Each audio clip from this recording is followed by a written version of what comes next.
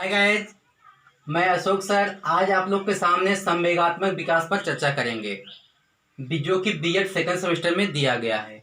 यह टॉपिक न केवल परीक्षा की दृष्टि से बीएड परीक्षा की दृष्टि से महत्वपूर्ण है, बल्कि यूपी टेट, सी टेट और सुपर टेट की परीक्षाओं में भी पूछा जाता है इनमें से प्रश्न। तो संवेगात्मक विकास से पहले हम देख लें कि संवेग होता क्या है। संवेग का शाब्दिक अर्थ है वेग से युक्त, यानी कह सकते हैं जब कोई व्यक्ति संवेग में होकर कोई कार्य करता है तो उसे उसका संवेग कहते हैं। संवेग जो है ये अंग्रेजी भाषा के इमोशन शब्द से बना हुआ है। इमोशन शब्द का हिंदी रूपांतरण है जो दो शब्दों से मिलकर बना हुआ है, ई प्लस मोशन। सॉरी, ई का मतलब होता है अंदर से और मोशन मीन्स होता है गति, यानी कह सकते हैं कि आंतरिक भावों को, इसका शाब्दिक अर्थ हो जाएगा आंतरिक भावों को बाहर निकालना या बाहर की ओर अभिव्यक्त करना, संवेग का यह शाब्दिक अर्थ हो गया। बाल विकास की प्रक्रिया में प्रत्येक बालक और बालिकाएं अपने जीवन में सामान्य रूपों में प्रतिदिन सुख दुख, ईर्ष्या द्वेष, प्रेम भय क्रोध इत्यादि जिन विभिन्न परिस्थितियों का अनुभव करते हैं वे परिस्थितियां ही भावात्मक क्षेत्र को स्पष्ट करती हैं। संवेग का जन्म जो होता है मूल प्रवृत्तियों से होता है। मूल प्रवृत्तियां आप लोगों ने सुना होगा कि मैकडूगल महोदय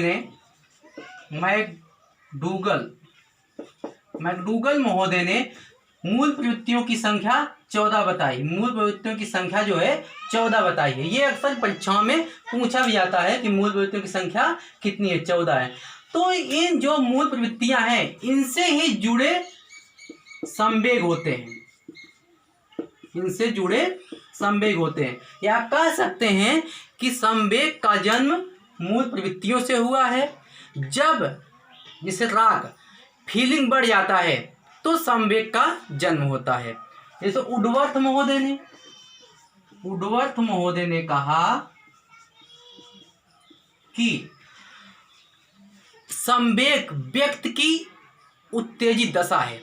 संवेग जो होता है व्यक्ति की उत्तेजित दशा है। जैसे मान लीजिए कोई व्यक्ति को क्रोध आया तो पूरा उसका शरीर क्रोधित हो जाता है, यानी वो उत्तेजित हो जाता है।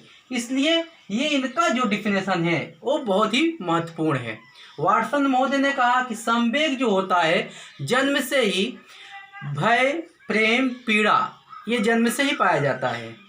लेकिन आगे चलकर हम देखेंगे कि शैशवावस्था में संवेगात्मक विकास। इससे पहले हम देख लेते हैं इसकी विशेषता, जो संवेग की विशेषता है ये देख लेते हैं। विशेषता में पहला पॉइंट हम देख लेते हैं व्यापकता, यानी यह कह सकते हैं यह जो संवेग होता है संकुचित नहीं होता है, व्यापक रूप में होता है। जैसे व्यक्ति को भय लगा, किसी चीज से भय लगा तो भय में उसका पूरा शरीर प्रभावित हो जाता है। इस प्रकार इसे व्यापकता। दूसरा होता है शारीरिक परिवर्तन। इसकी विशेषता दूसरी है शारीरिक परिवर्तन। संवेग उत्पन्न होने पर, संवेग आने पर पूरा शरीर में परिवर्तन आ जाता है। उसके ब्लड प्रेशर में बदलाव हो जाता है और भवें तन जाती हैं। जो हार्ट बीट होती है, हृदय की गति होती है, उसमें भी परिवर्तन हो जाता है। और अगली एक विशेषता देख लेंगे स्थानांतरण।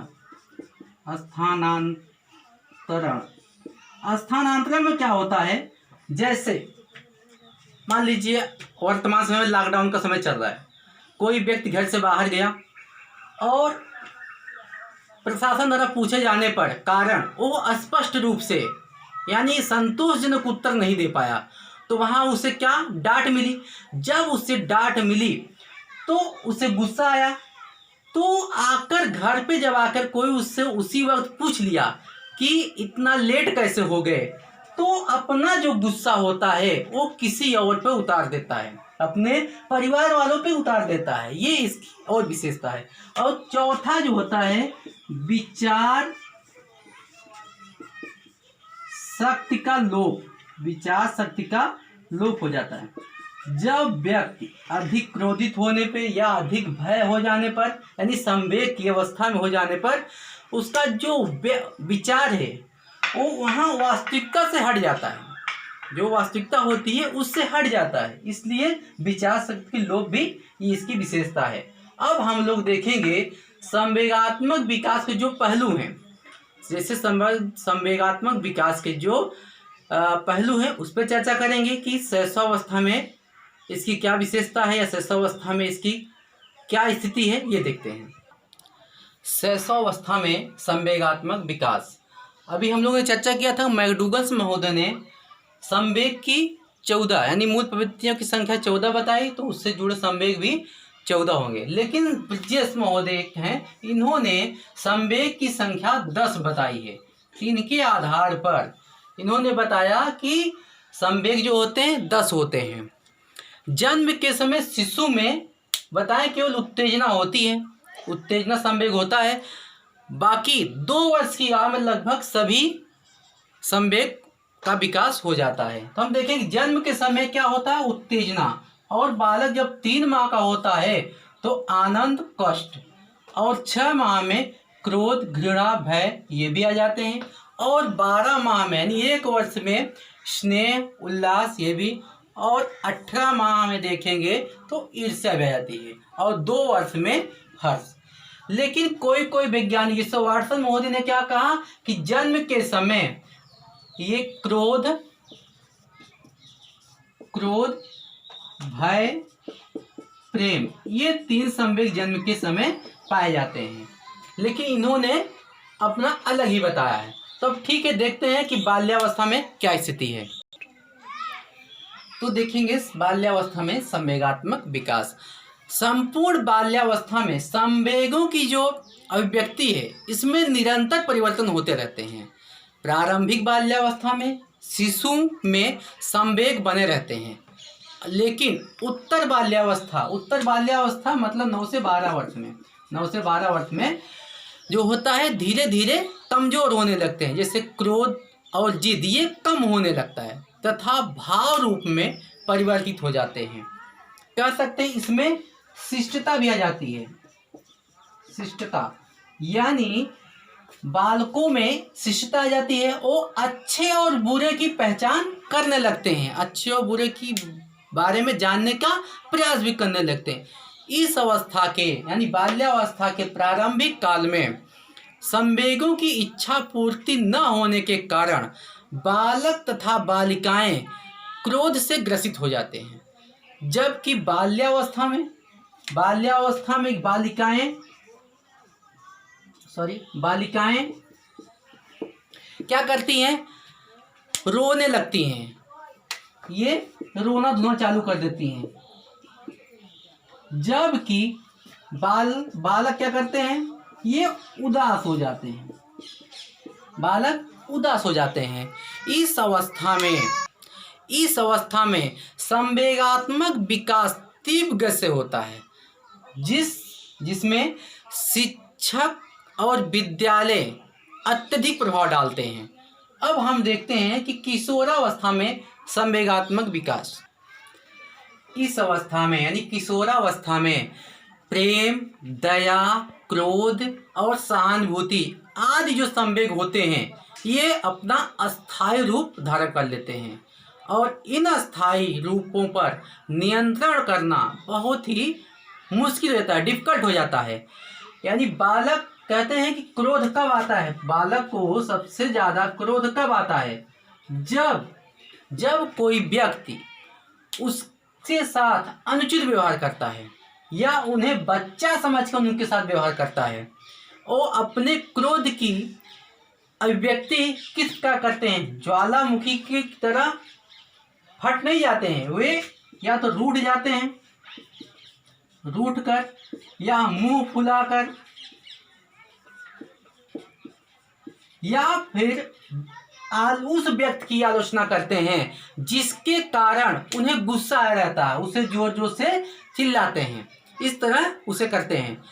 और किशोरों में उन व्यक्तियों से अधिक ईर्ष्या और जलन होती है, किशोरों में उन व्यक्तियों से अधिक ईर्ष्या और जलन होती है जिनके पास उनके अपेक्षा अधिक वस्तुएं हैं, चीजें हैं। समझ लीजिए कोई बालक है, अगर किसी के पास कार है और दूसरे बालक के पास बाइक ही है, तो बाइक वाला बालक कार वाले से जलेगा क्योंकि उसके पास कार है। इस ढंग के ये प्रवृत्ति पाई जाती है। और कहा जाता है कि इस अवस्था में संवेगों की तीव्रता कम होनी चाहिए, किंतु तीव्र गति से हो रहे शारीरिक मानसिक परिवर्तन के कारण संवेगों की तीव्रता में वृद्धि हो जाती है। इसी कारण इसे शैशवावस्था की पुनरावृत्ति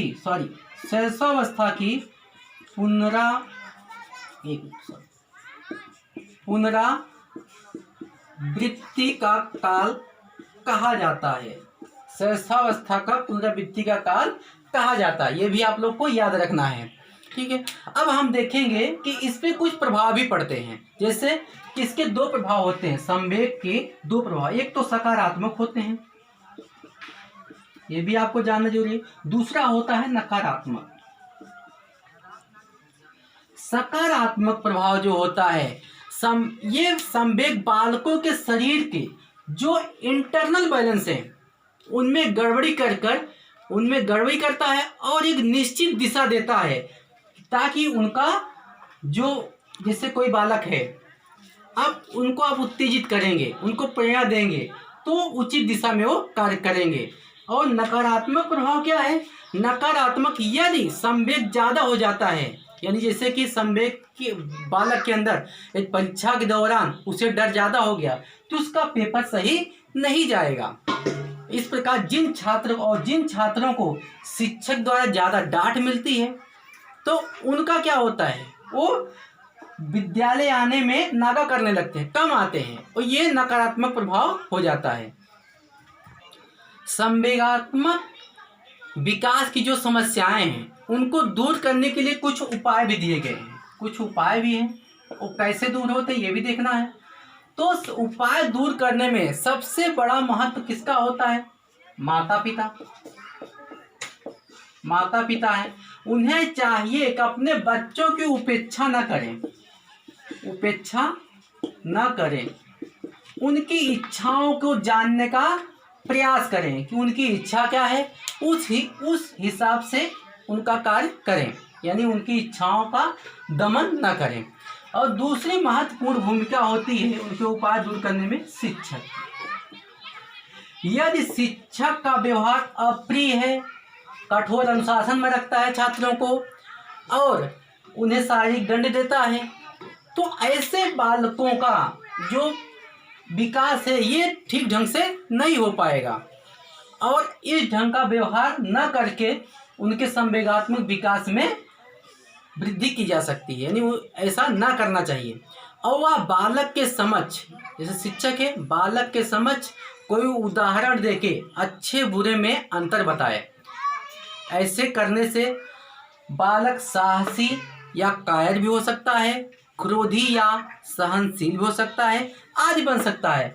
अतः शिक्षक जो है बालक के अंदर अच्छी आदतों का निर्माण करे और अपने संवेगों पर नियंत्रण रखने की क्षमता का विकास करे। इससे बालक का विकास तीव्र गति से होगा। आज के लिए बस इतना ही। धन्यवाद।